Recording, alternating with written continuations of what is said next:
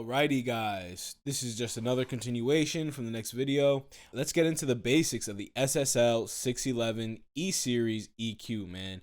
Again, please, if you guys are enjoying these videos, please leave a little like, comment, subscribe for your boy. It really helps out the channel, man. I really appreciate all the support. Without further ado, let's get into it. Alrighty, so on our SSL 611 E-Series EQ, we have 4 bands of EQ. We have two fully parametric EQs, which are going to be your mid frequencies, and we have two shelves. Now our shelves, we're going to just start there. Our shelves, our low shelf and our high shelf EQs. We basically, if you don't know what shelves are, here you have your frequency selector knob. So let's say I want 300, and you have your boost knob or your cut. This is either or.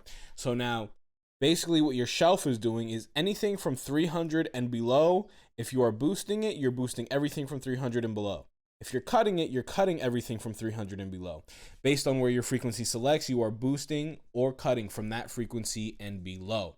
That is what your low shelf is gonna give you. Now, this low shelf does also have the capability of being turned into a bell. So you can get a little bit more surgical. You can hit a little bit more of a sweet spot in that lower mid and that low frequency range, but you're not going to have that full parametric capability like you have with the mid frequencies, because you do not have that Q control.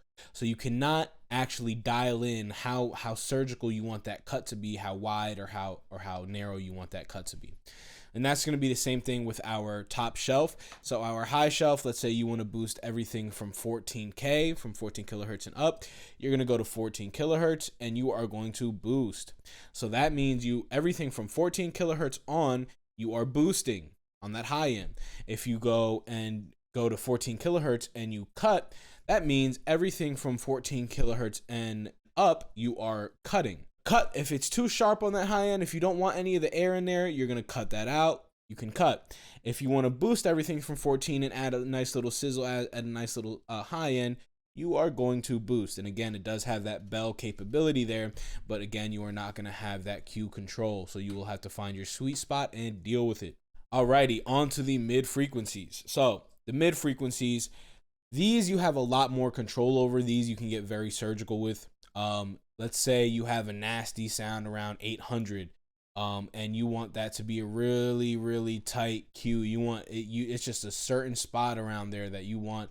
Let's say you're boosting it, right, and you're sweeping it, and you're like, 800, that sounds terrible right there. I really want that out, but I don't want anything around that 800 hertz to be cut. So you're gonna tighten up your Q, and you're just gonna find that sweet spot at 800, and you're gonna cut however much you want. You can cut a lot, you can cut a little bit. It's all up to you. And that's gonna be the same exact deal with your high mid frequency here. So again, let's say you're hearing something you don't like. You're gonna go to, let's say at 6 kilohertz, you don't like what that sounds like. All right, cool. I swept it at 6 kilohertz. It sounded like I don't like that.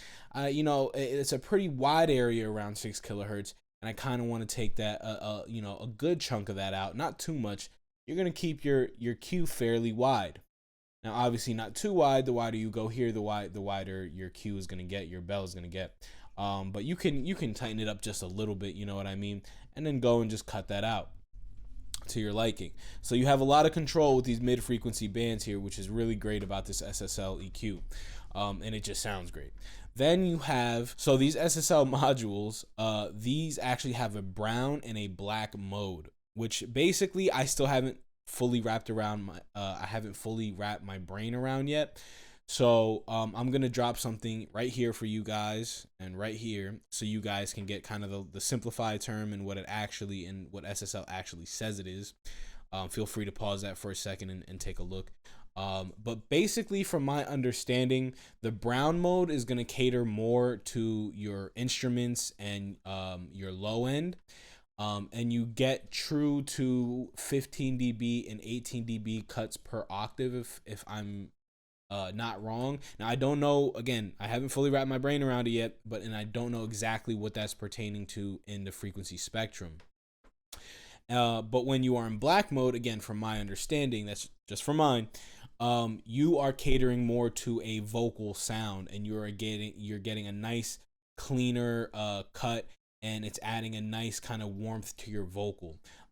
So black mode is more catering to that vocal frequency spectrum, and brown mode is more catering to your instruments and everything like that. Again, you can still use brown mode and have it sound good on your vocals. That, no one's saying that you can't, but just from what I'm understanding, from what SSL is saying in the manual, that is what I'm getting from it and what other people have said on the internet. So that's your brown and black button right there. And last but not least, you have your in button, the most self-comprehensive button on this module. So this, if you press your in button in, that means your module is now ready to use. It is in use. Now, if you unclick that in button, that means your module is not in use. That means you will not be able to apply any of that EQ. So you might be having your in button out the whole session, and you're like, wow, man, like I really hear it. You know what I mean? And then you go look at it and you're like, oh man, it wasn't even in. I wasn't hearing shit. So that's definitely happened to me a lot. So yeah, that's just your in and out button to put the module in use and out of use, man. So thank you guys for watching. Again, if you have any comments on here, please tell me in the comments if you guys have a simple terminology and how to explain that brown and black mode to me. I'd really appreciate that. If you guys have anything else that you want to see on my 500 series chassis, I do have a video out on these, which I'll put at the end of the video. I'll have that like linked off to the subscribe video and all that.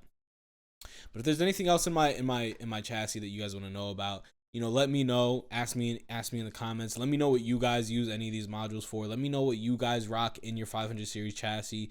Let me know what chassis you guys are rocking, man. If you guys like the video, please leave a little like, comment, subscribe for your boy, man. Again, really appreciate it, man. And everybody stay safe out there, and until the next video.